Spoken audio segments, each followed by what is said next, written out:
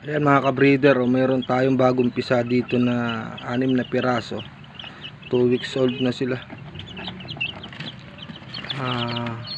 Gilmore Hats yung tatay nito, tapos yung nanay Robles Hats. Tinaray ko silang kargahan ng puro hats kung ano yung resulta. First time na breed ko lang ito dito sa nanay nila. From kanino ba galing nga ito? Limutan ko na. Sa Sumulong diyan sa kay Villanueva. Papala rin, mabuhay natin lahat yan. Malulusog naman sila.